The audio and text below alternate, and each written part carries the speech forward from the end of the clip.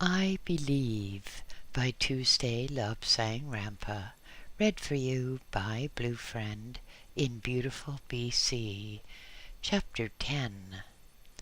Margaret Thugglewunk cautiously opened one eye and peered apprehensively at the full light of day. "Oh, my God," she groaned, "what a girl has to do for a living." Slowly she opened her other eye and then got the full impact of the full light of day. Pain shot through her head so that she thought it would split. Then she groaned as she put her hands on the small of her back. The ache was dreadful. For some moments she lay there trying to recall what had happened the night before. "Oh, yes," she recalled, "I was after that Beamish contract, and that awful man said I'd have to stay within the night if I wanted any more contracts from him. Oh, my goodness, whatever happened to me? Straight sex I can take, but I feel I've been in bed with a bad-tempered elephant."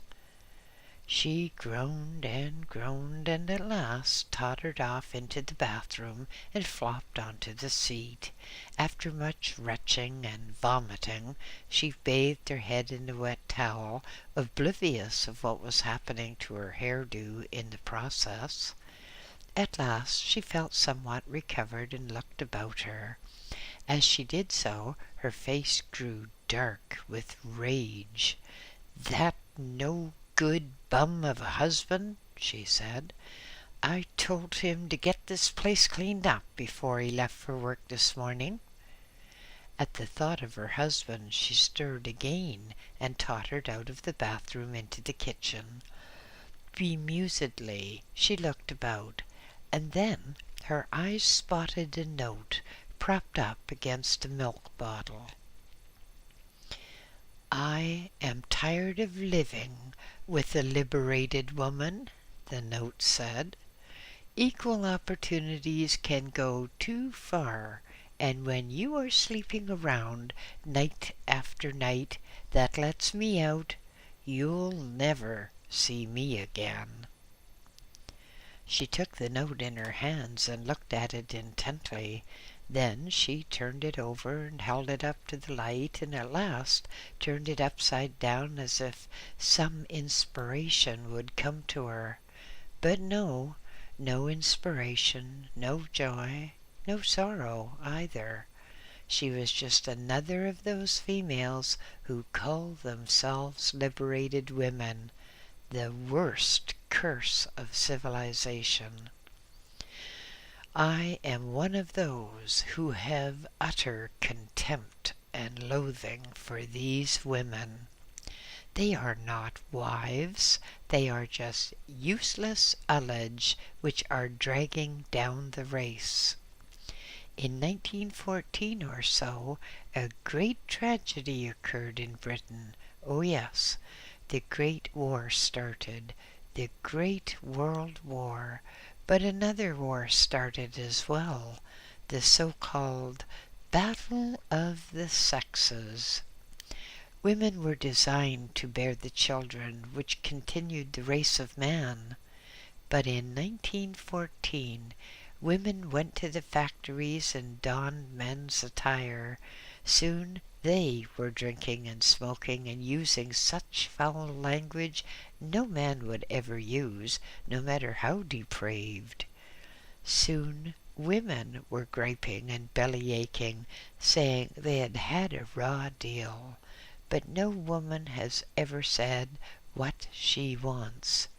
She wants, it seems, to be an unmitigated savage, and have no thought at all for the continuance of the race. And then there are those who put Ms., which doesn't mean a thing in the world of science, but actually if they took an occult warning from it, would show that women are becoming masculine, and soon they will be becoming impotent. It really is Too dreadful for words, how some young women go to bed with any man who takes their fancy. Sometimes it's almost a case of raping the man in the process. And then, when a child is born in or out of wedlock, the mother rushes back to the factory or the store or whatever it is, almost before the child is born, and the child is farmed out or left to the tender mercies of a babysitter. As the child grows up, he or she is turned out on the streets to become dominated by stronger and older children. Soon there are gangs going around. Listen to this, which is from the Albertan for July 15th, 1976. This is just an extract, of course.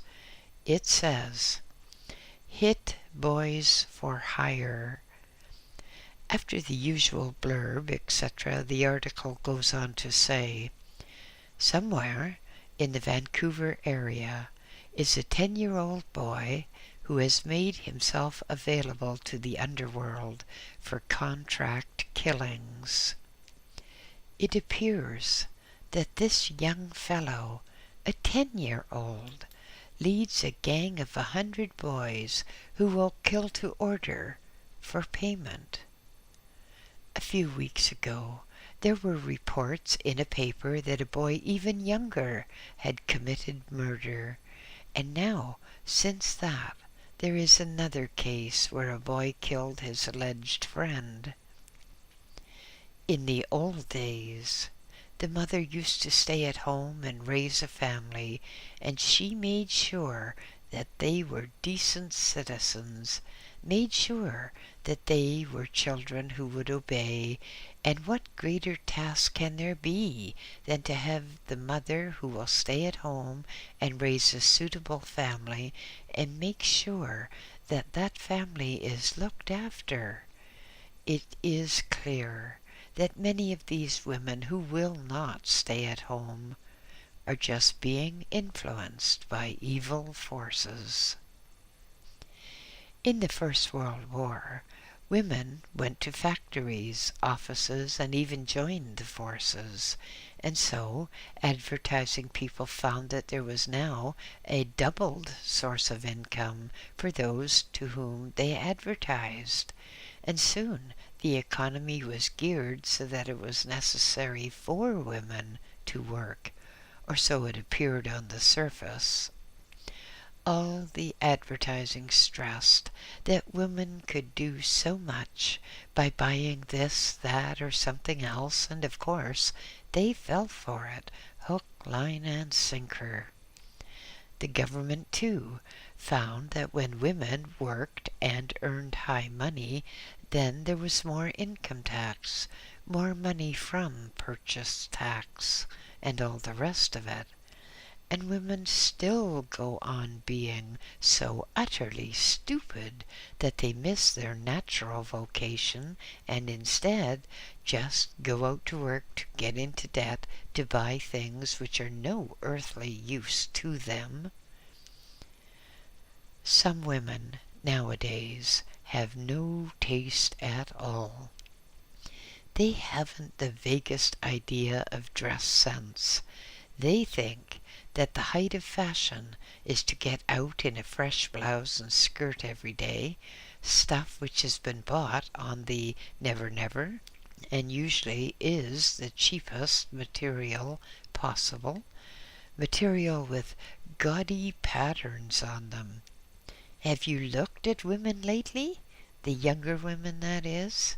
Have you seen their flat chests and their narrow hips? How are children going to be born? With the aid of forceps, no doubt.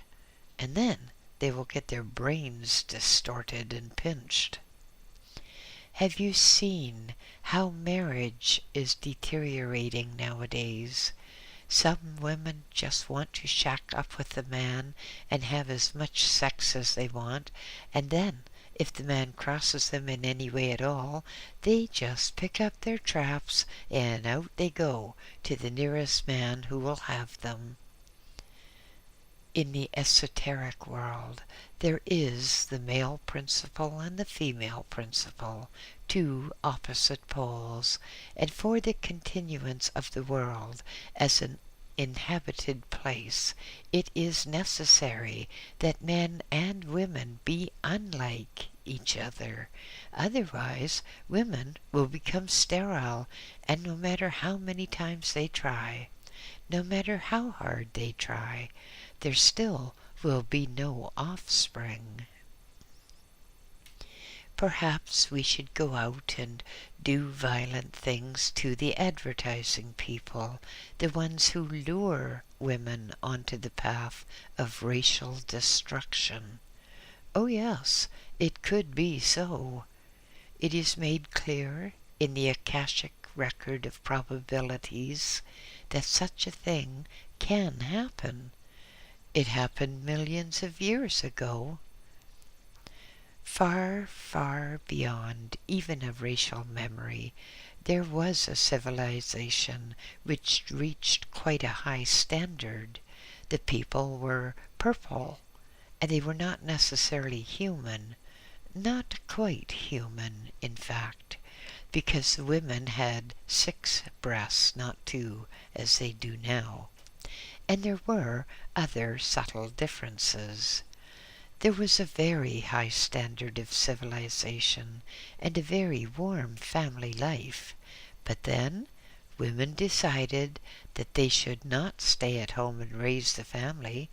They should not bother about a husband or children. They were being persecuted. They never said how, nor did they ever say what they really wanted.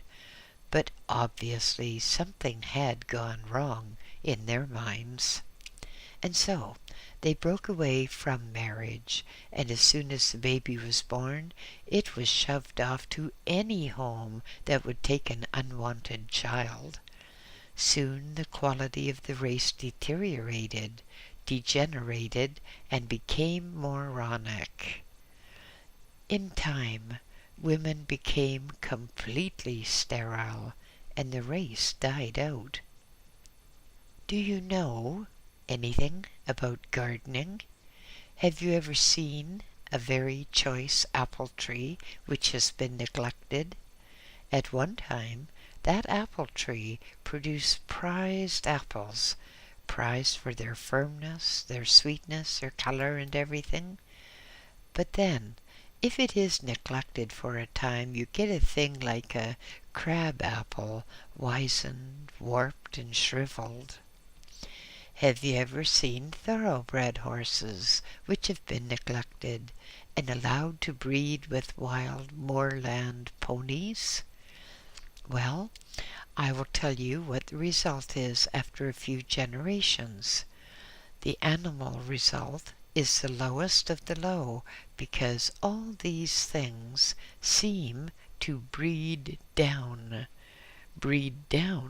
to the worst parts of everything. And so it is with humans. Children are neglected, they have no discipline, and so we get armed gangs, we get vandals, anything which is evil and ugly. We get rapists, and we get old people slashed and mutilated.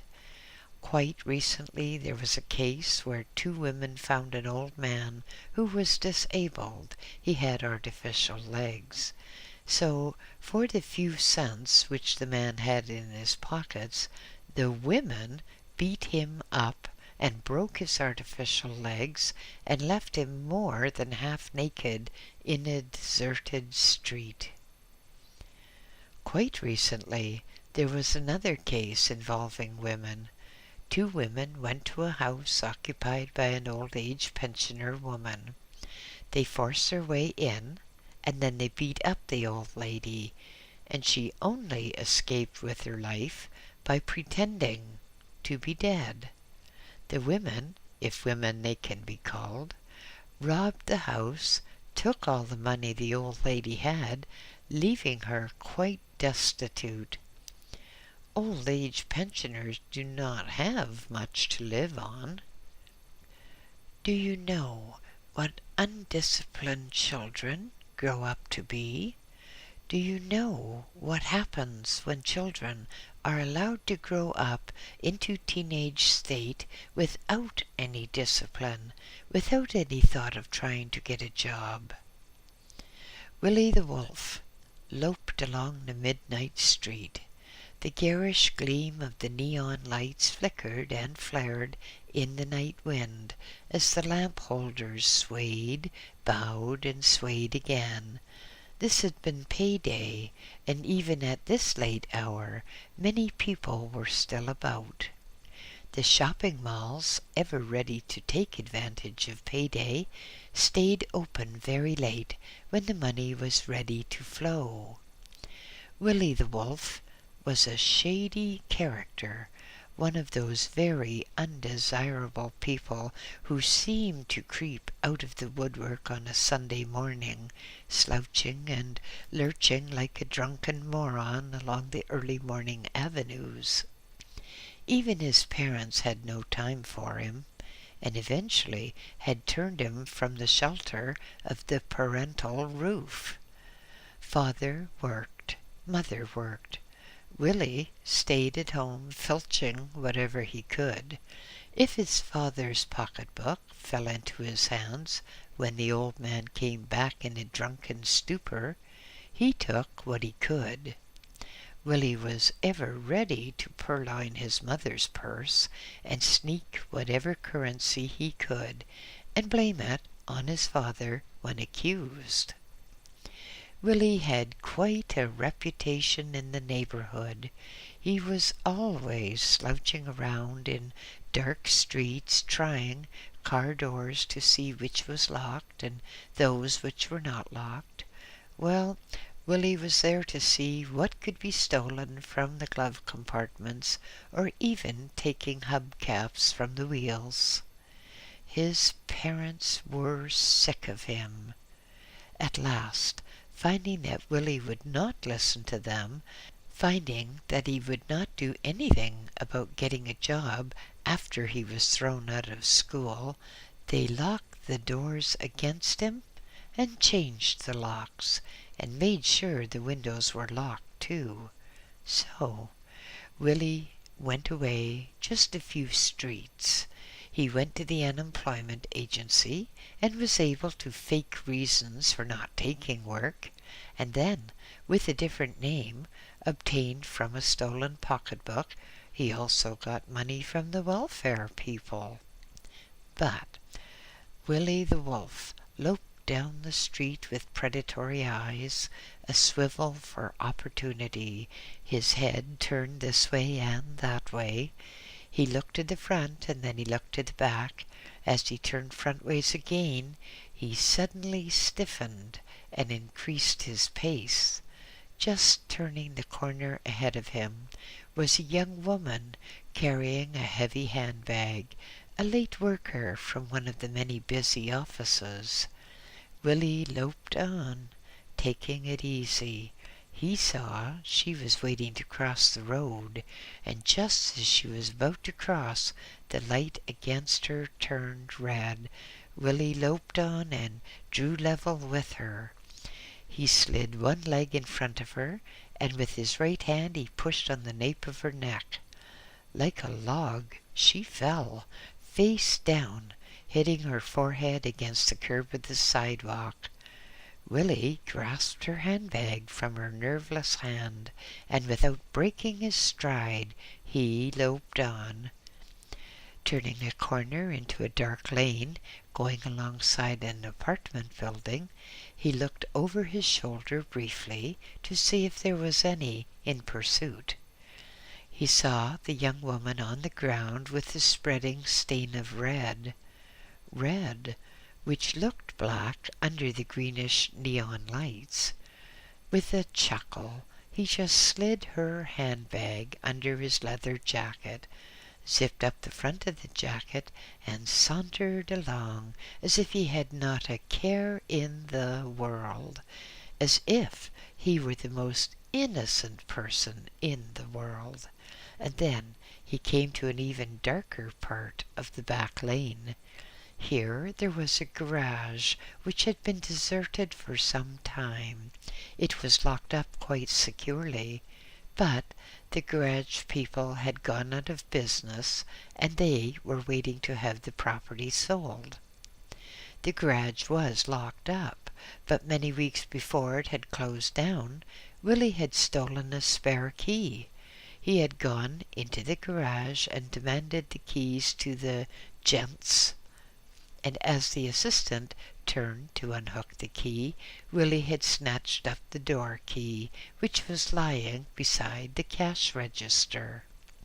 Now Willie went into the garage and crouched down inside the front door. There was plenty of light here, because a street light just outside shone brightly through the garage window. Willie crouched on the floor and tipped the contents of the handbag on the ground.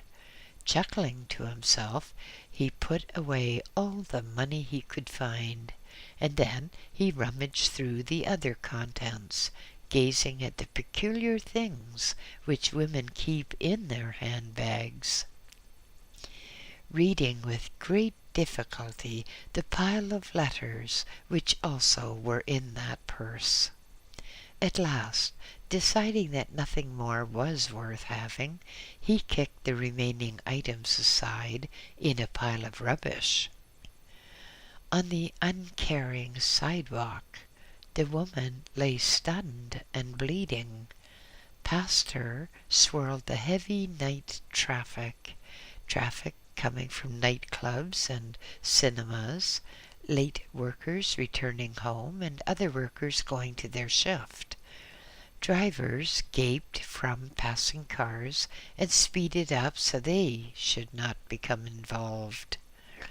The few pedestrians on the sidewalk hesitated, stopped to stare, and then walked away. From a store doorway a man stepped forward. He had seen it all. He could have apprehended Willie, but then again he did not want to be involved. He had nothing to thank the police for. Why should he help them? Come to think of it, why should he help the young woman? He did not know her. So, leisurely he strolled forward. Stopping by her, he bent down and looked at her, having a guess at her age, wondering who she was, and then he reached down and felt through her pockets to see if anything was there. Nothing was in the pockets, so he looked at her hands and saw that there was an engagement ring and a dress ring on 2 fingers. Roughly he pulled them off and slipped them into his pocket. Then, straightening up, he prodded her tentatively with a foot, wondering if she was alive or not, and then he moved back into the shadows. In the slums of Calgary, the turgid half-life of the populace swirled uneasily on for day after day, with a mounting crime rate, and with newspapers shouting in great headlines that something should be done. There were articles about the increasing rapes, the increasing muggings, but the general population were unconcerned. They were concerned only if they became involved. Calgary nightlife went on as before, troubled with seething crime below the surface, ready to break out into the open at any time. There was talk of closing the parks by night, talk of increased patrols by night, talk and nothing more. The city went on as before, and day followed day, and night followed night. Again the midnight hour. In the distance a clock was chiming. Nearby a car horn shrilled insistently.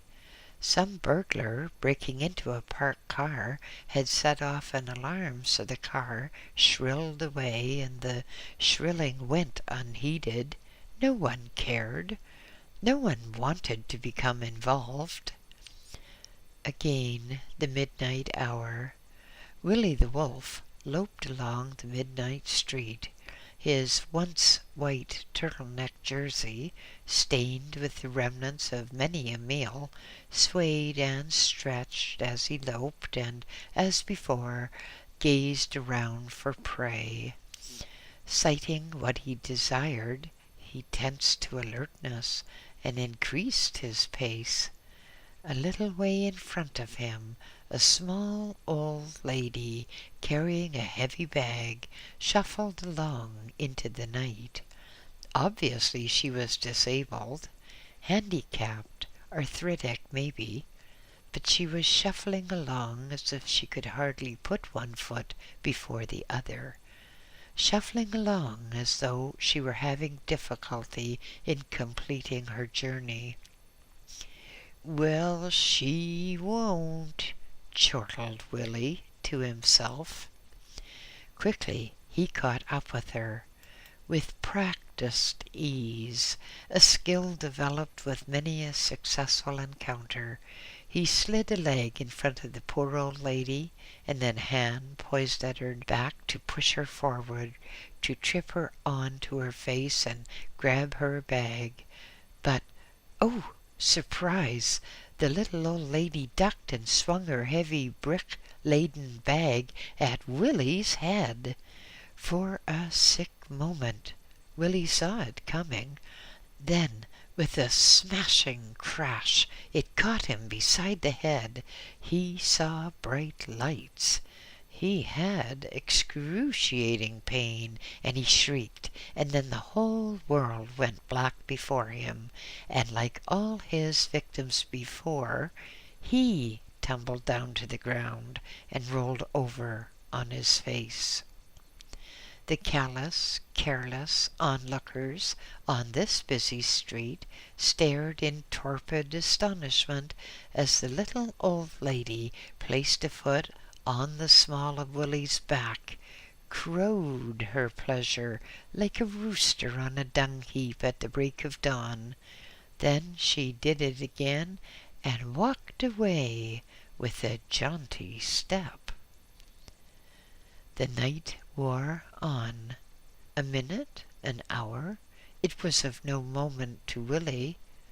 At last a police car patrolling around stopped at the untidy bundle on the sidewalk. The car door opened and an old policeman got out, hand on his gun. He moved over and with a careless foot just flopped the body over onto its back. The policeman gazed down and then recognition. He called over to his companion still in the car. "Oh, it's Willie. He's met it at last." Returning to the car, for he was the observer, he picked up the microphone and called for the ambulance to come and collect one badly injured person.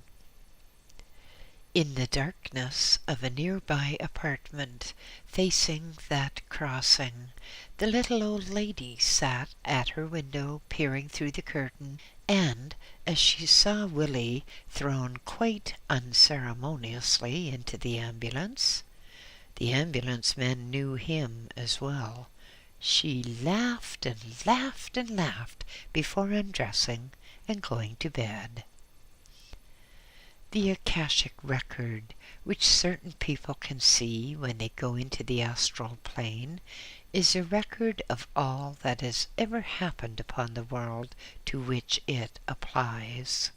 It shows the origin of the world from the first gaseous ball on to the semi-molten state. It shows everything that has happened.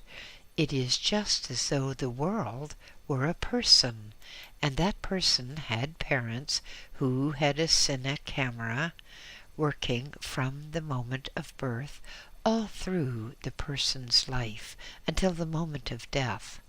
So, at any time, a person with the necessary knowledge could turn to the reel of film and find out what happened, when, where, and how. This is how it is with all worlds.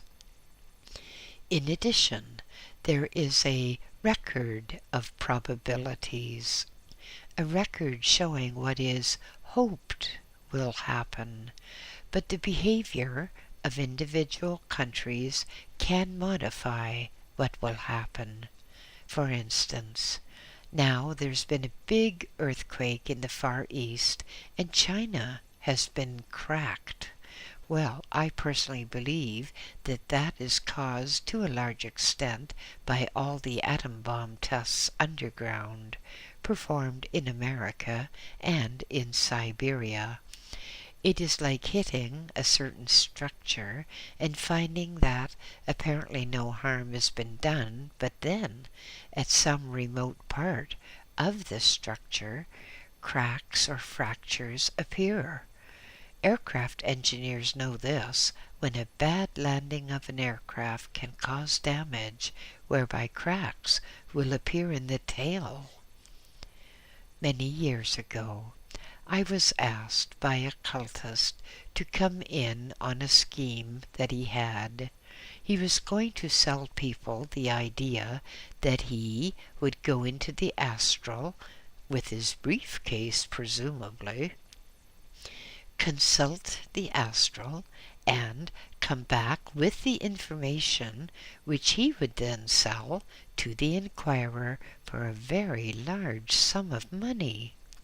He wrote to me about it and tried to get me in on the scheme, saying that we would be millionaires in no time. I refused, and that is why I'm still poor. The Akashic of women shows that these things about women's lib should not have happened. There should not have been all the hate, all the bitterness which women have shown about it. Now, most women are decent people, as I'm well aware, and if they go in for this liberation movement, it is just for fun, and they do not take it too seriously.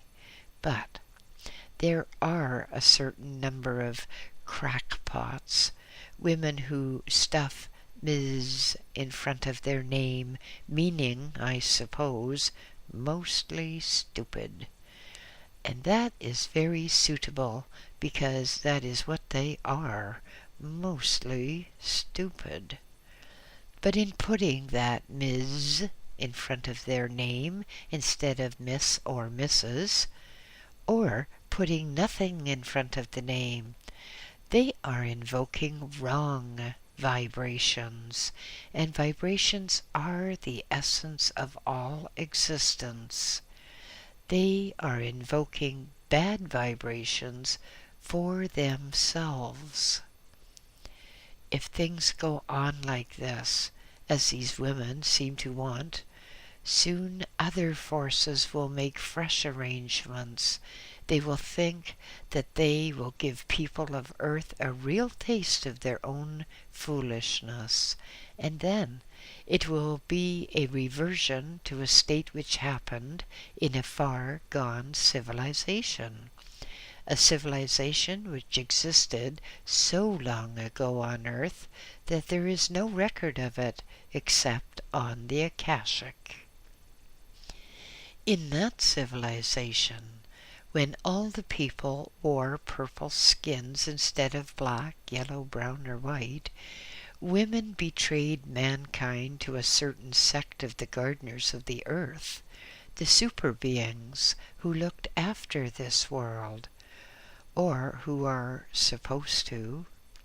It seems they have fallen down on the job pretty badly of late, but anyway, women led astray some of the male gardeners, and that made a lot of discord with the gardeners' wives.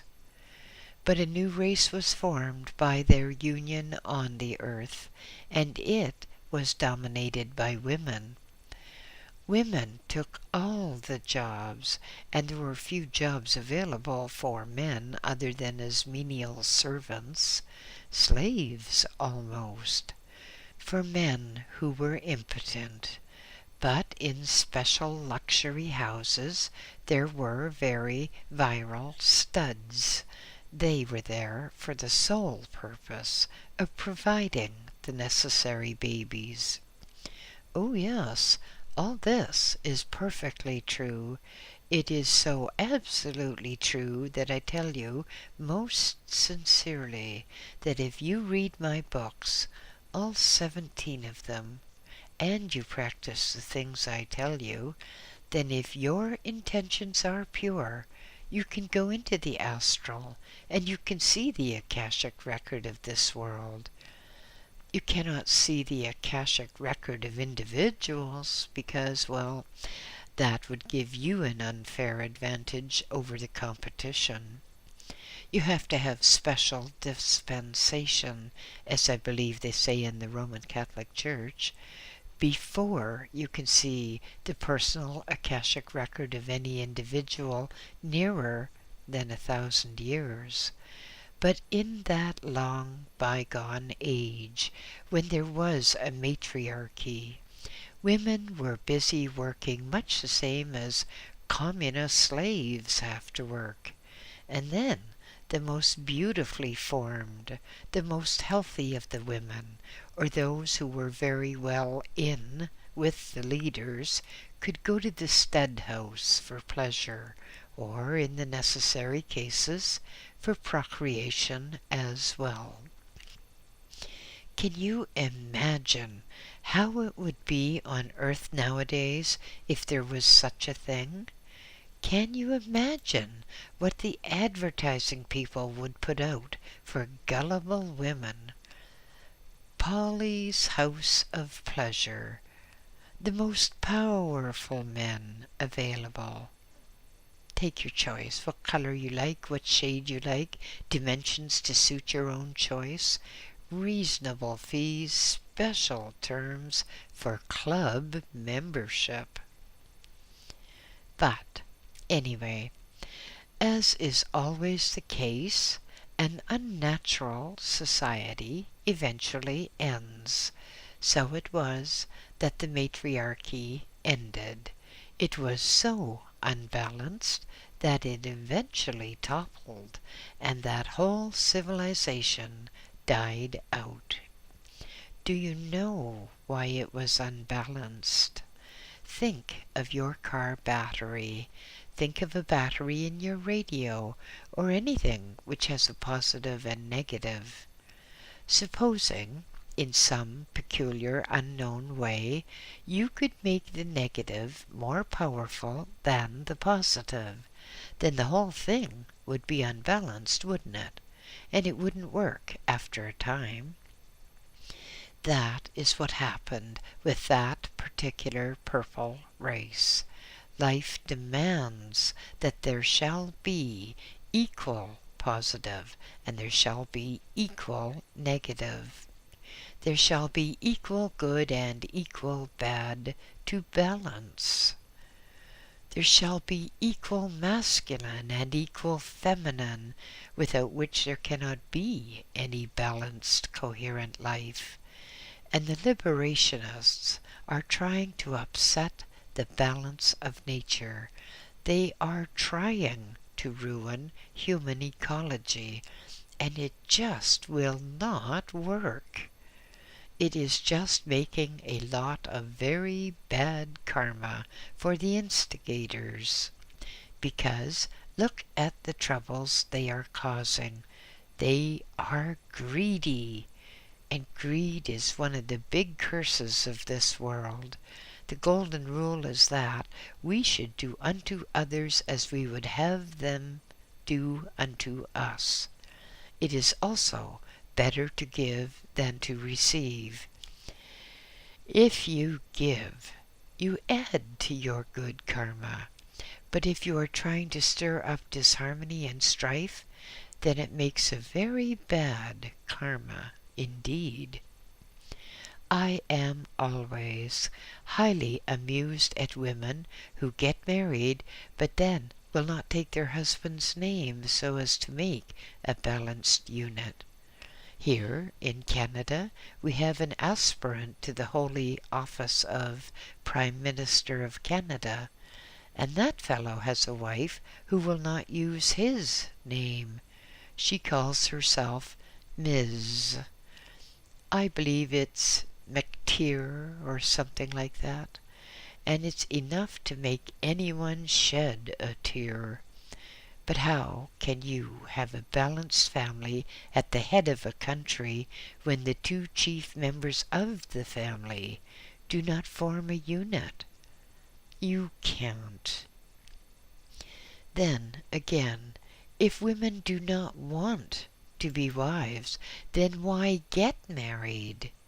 If they do not want to be wives and they still want children, well, set up breeding stations the same as there are for cattle, because if women are like that, then indeed they are cattle. I believe that there is more in bringing up children than just 10 minutes or so of dubious pleasure. I believe that women were ordained by nature to be mothers who could raise children, and if they just have children and then dump them on the sidewalk almost as soon as they can talk, then they are breeding a race of loveless creatures, which is what we have at the present. Now, we have gangs of children willing to murder, gangs of children who go about the parks breaking down trees, uprooting plants, doing anything they can to raise hell. In days gone by, wives were indeed wives. They would stay by their husbands. They would help their husbands. The husband went out to earn the living. The wife stayed at home to raise the family and to train the newest members of the race of humanity. Of course, capitalists must pay for a lot of all this, because these money-hungry people think that if women work, there will be twice as much money. Sure, it's just fine to have money. I've never had much of it myself, but I would rather be honest than be like these capitalists who ruin civilization for the sake of grabbing a few bucks. Advertising men make such tempting offers with their credit cards and their installment systems and all that, that weak-willed people are tempted, and tempted they fall and get head over heels in debt, debt which they can only keep up with by taking 1 or 2 jobs or even 3 jobs. When I lived in Windsor, I knew a man who had 4 jobs, and he worked himself into an early grave. His wife had 2 jobs, so that between them they had 6 jobs, and they were so heavily in debt that when the man died, everything they had was seized by creditors. So why will people not live more reasonably, more economically, instead of grabbing at anything they see, just as a spoiled child grabs and yowls like a mad thing if anything is withheld? I feel very strongly opposed to women's lib, as I hope I've made it clear, because I have seen the results of this awful cult, or whatever one calls it. I have seen it in the Akashic record, and I have had thousands of letters telling me what misery some of these women have caused. We now have arrived at a crossroads in the destiny of humanity. And if people do not take the right decision, then there will not be a stable society. There will have to be a return of religion to life. It does not matter which sort of religion. I'm not thinking of Christianity or the religion of the Jews or the religion of Islam or Hinduism or anything specific. It doesn't matter which religion it is. It doesn't matter what religion it is. We need a fresh religion because the old ones have failed so miserably. In Christianity, for example, what is Christianity? Is it the Catholic faith? Is it the Protestant? And which one is Christianity? If both are Christian, then why are they fighting in Northern Ireland? Then again, there is the fighting between Christians and Muslims in Beirut, and then there are the Russians whose only form of God is communism, and according to what we hear of conditions in China, well, I don't think I'd like to go out and see what things were like either. But there will have to be a better religion. There will have to be priests who are priests instead of just people who want a soft living without having to do much to get their money. That's where they are nowadays. We are, as I said before, at a crossroads. We have to choose whether we shall have a balanced society, one in which men and women work together equally as partners, and in which women look after their children instead of tossing them out for older and possibly more depraved children to teach. That is going to topple society. In Russia, it used to be that all children were taken and put in homes to be raised by the state, while the fathers and mothers were working in factories or on farms and communes. Well, it has been proven that this is not so good. Russian mothers now want to be with their children. They want to stay at home, and they are raising an awful commotion in Russia to get control of their children. No one knows what the result will be.